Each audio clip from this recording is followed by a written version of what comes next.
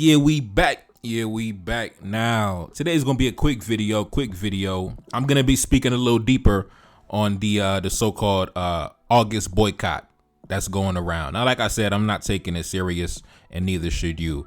But I also want to respond to another content creator, another YouTuber by the name of Ahmadiyyah Shakur.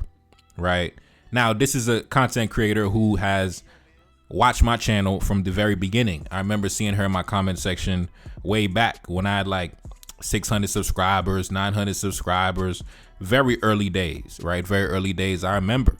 And now, and I haven't been paying attention to her for a little while, but now she recently came back up on my radar recently. And now I see that she has also joined the cohort on YouTube, right? A lot of these guys who, you know, like I said, man, they follow the algorithm. So whatever's trending, that's where they're gonna go, right? Now, when it comes to me, my channel is not monetized, so I don't follow the algorithm, right? I don't look at the analytics and see, ooh, damn, that's what's hot right now, so I'm gonna go chase that trend. I'm gonna go chase that grift. When it comes to me, I got the Patreon family showing me love, so I'm not beholden to any algorithm or any, you know, trending topics at the time, right?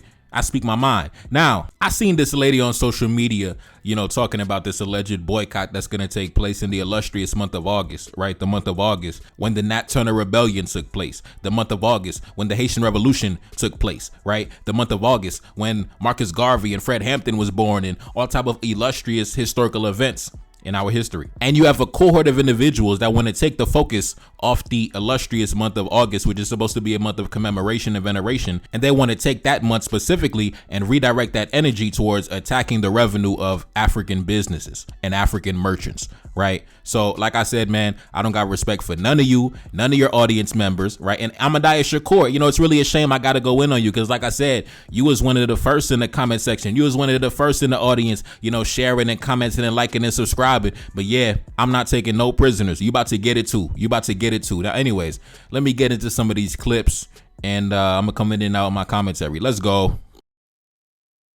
Are supposed to be boycotting the Africans on August 1st. Once in the chat if you're going to participate in the boycott. Once in the chat, everybody come clean. Once in the chat if you plan on boycotting the Africans starting August the 1st. All right, we back now. One's in the chat if you plan on circulating your dollars in the month of August and supporting all types of various businesses in the community. Right now, when it comes to me, you know, I live in, you know, the beautiful state of New York. So I have an endless variety of options to choose from an endless variety of, you know, merchants and vendors. So definitely, I'm definitely going to be, you know, splashing and making it, you know, making it rain in the month of August. You know, I'm definitely going to be going to the African restaurant. I'm definitely going to be, you know, splashing the cash, man. I'm definitely going to be circulating the dollar, circulating the revenue, you know, for no reason, right? I'm just going to be, you know, going on DoorDash and Uber Eats and just cashing out. You know, I'm going to the bakery and I'm cashing out.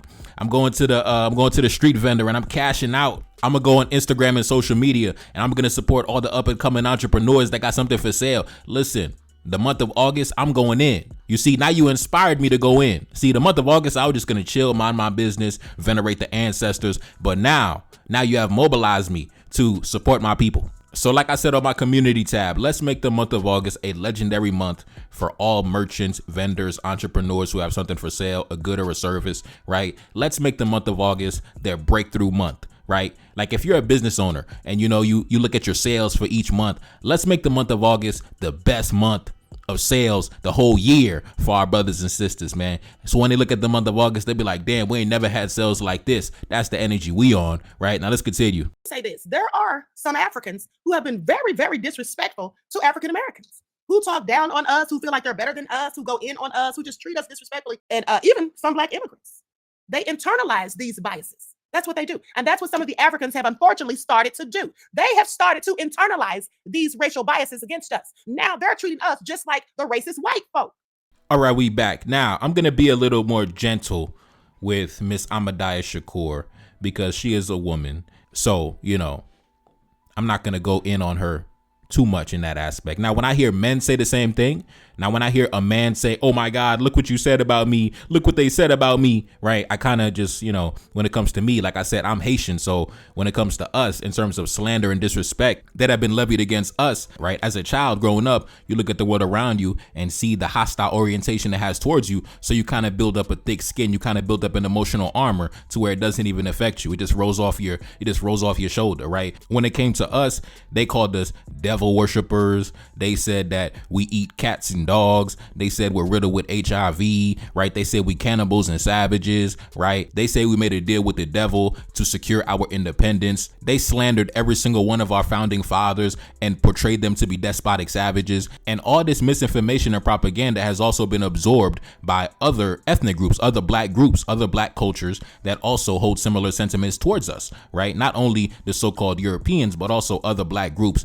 have negative, sentiments towards us because of their ignorance and their propaganda they were fed, right? But when it comes to me, I don't take that and then start raging against other black people because of that, because of what they said or because of some ignorance they might carry, right? I don't let that distract me and get me off course and get distracted from my true adversary. You see, a lot of y'all weak-minded, right? Very, ADHD. It's very easy to get you off course and sidetrack. Now, when it comes to Ahmadiyyah Shakur, I think that she's following the algorithm. I think that she's following the temperature of her audience. She's allowing their audience to dictate to her the direction of her channel. So if she sees that her audience is gravitating to a certain message, to me, I believe that she's going to follow that message to chase the algorithm, right? She's an algorithm chaser. If you go back in her videos last month, she was talking every single day about the Diddy and Cassie trial, every single day. Who gives a goddamn about Diddy and Cassie? But when you're a grifter chasing the algorithm, that's what you got to talk about, the trending topics. Don't nobody give a goddamn about no Diddy and Cassie, right? Just like now you're talking about the African boycott, whatever, because that's the trending topic, so to speak, right?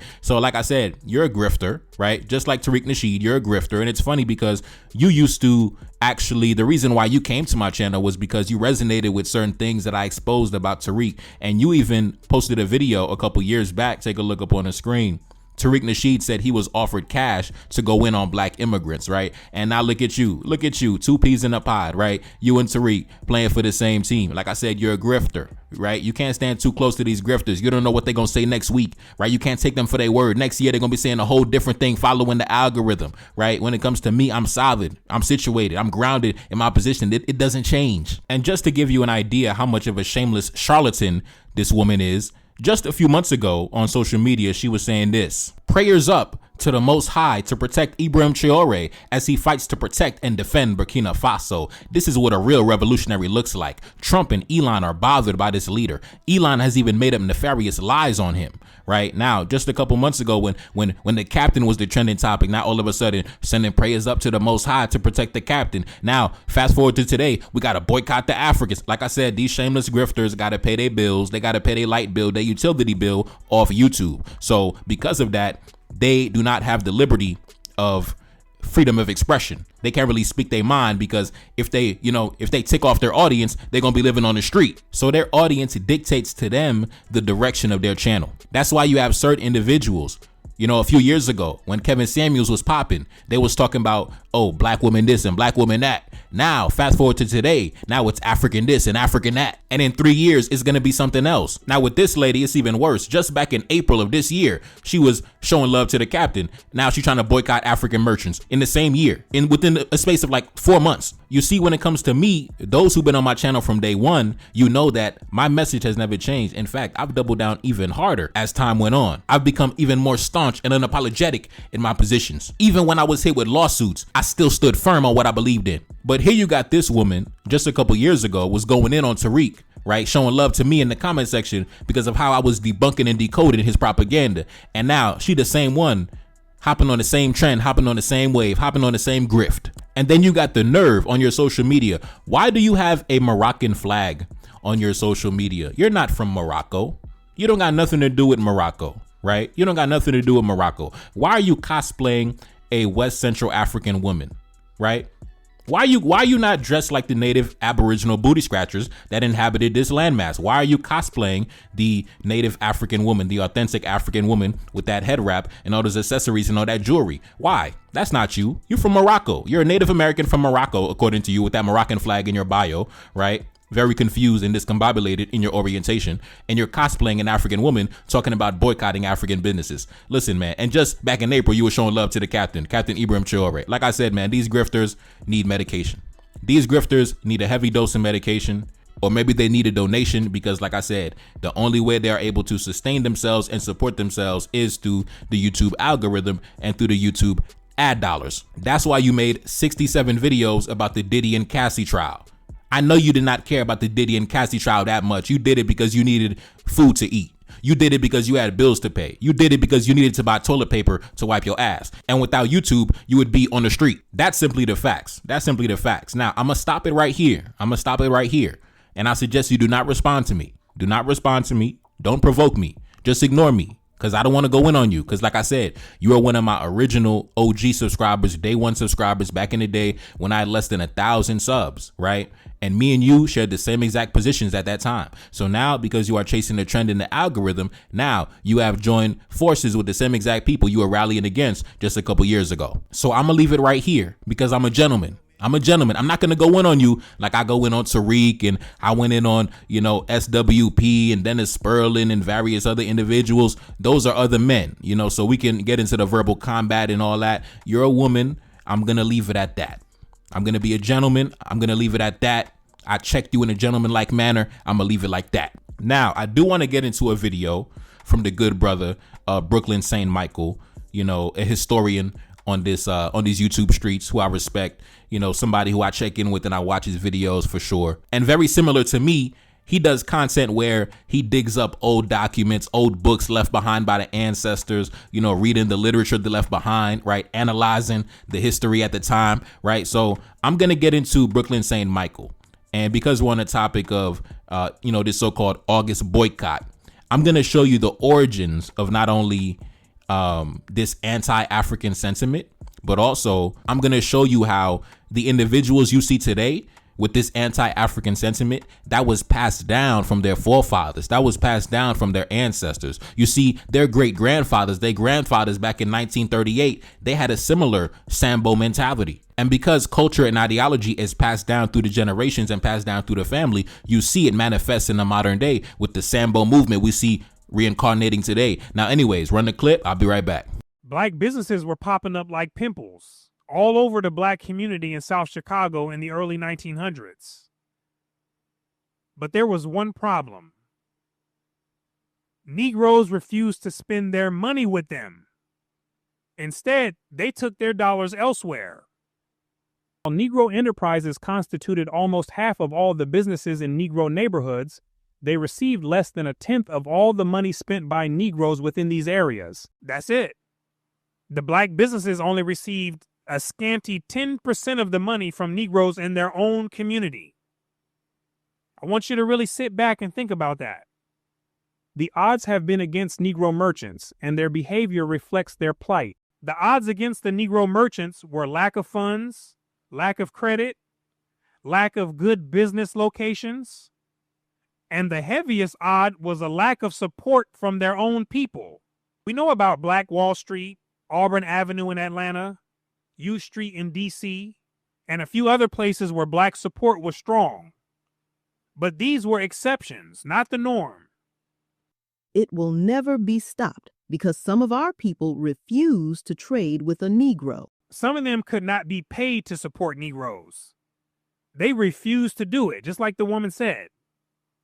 So what has to be understood is that people have the right to make their own decisions. You can't force people to buy Negro if they don't want to buy Negro.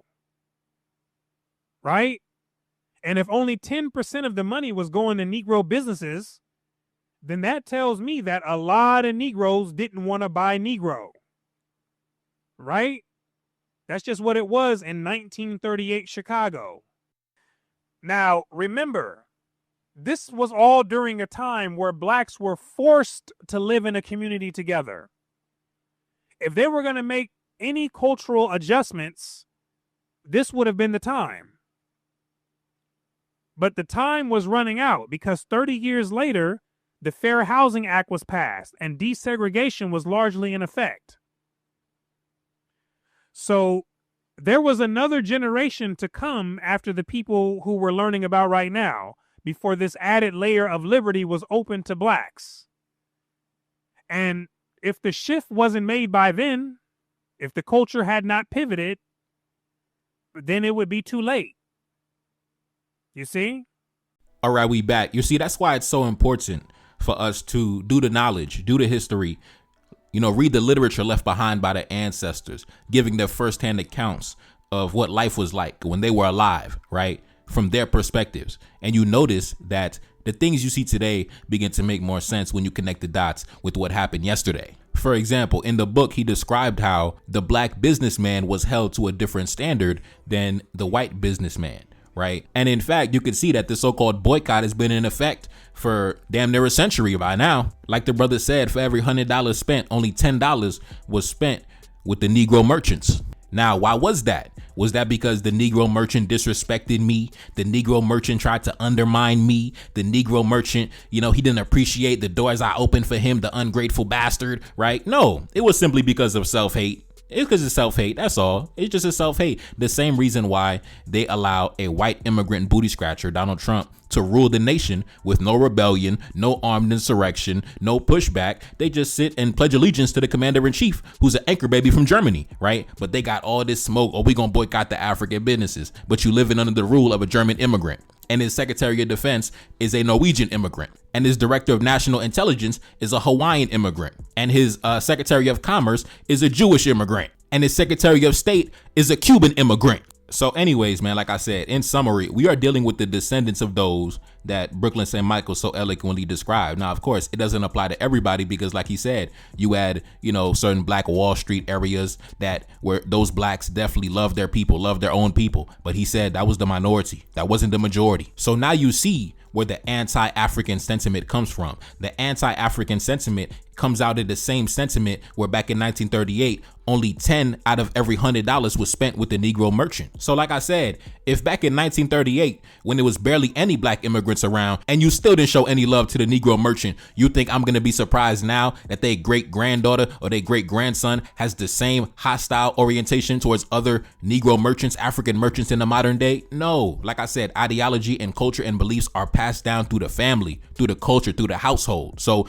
if your granddaddy was a Sambo who rather spend money at the white business instead of the black business, of course you're gonna be a Sambo in the modern day, draping yourself in the American flag and disrespecting Africa. Like I said, man, it's Sambo blood, Sambo genes. It is what it is, man. Some of y'all got the Sambo gene, but you're masquerading as pro-black and you're masquerading as honorable individuals. But really, you're just a Sambo masquerading as an honorable individual. But anyways, man, it's your boy Neferkari, that's Salim back in the Billy. Yes, indeed. 21 Cannons, first track off the next album.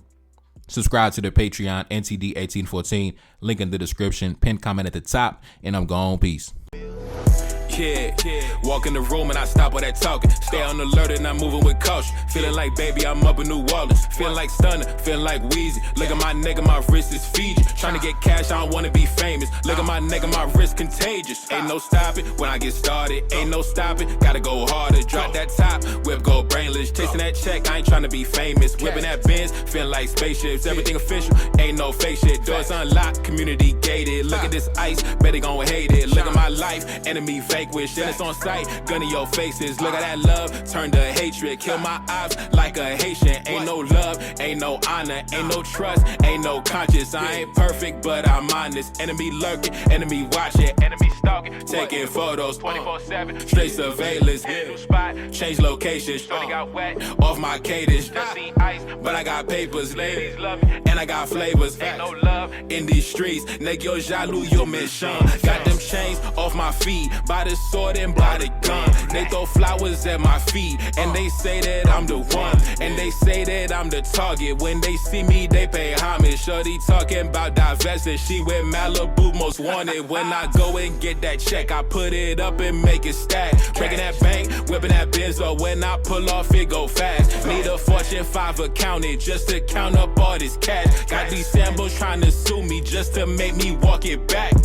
Yeah. Walk in the room and I stop all that talking. Stay on alert and I'm moving with caution. Feeling like baby, I'm up in New Orleans. Feeling like stunner, feeling like Weezy. Look at my nigga, my wrist is Fiji. Trying to get cash, I don't wanna be famous. Look at my nigga, my wrist contagious. Ain't no stopping when I get started. Ain't no stopping, gotta go harder. Drop that top, whip go brainless. Chasing that check, I ain't trying to be famous. Whipping that Benz, feeling like spaceships. Everything official, ain't no fake shit. Doors unlocked, community gated. Look at this ice, bet they gon' hate it. Look at my life, enemy vanquished. Jealous on sight, gun in your faces. Look at that love, turn to hatred. Kill my ops like a Haitian. Ain't no love, ain't no honor, ain't no trust, ain't no conscience. I ain't perfect, but I'm honest. Enemy lurking, enemy watching, enemy stalking, taking photos 24/7, straight surveillance. Hit a new spot, change location. Shorty got wet off my cadence. Just seen ice, but I got papers. Ladies love me, and I got flavors. Ain't no love in these streets. Nèg yo jaloux, yo méchant.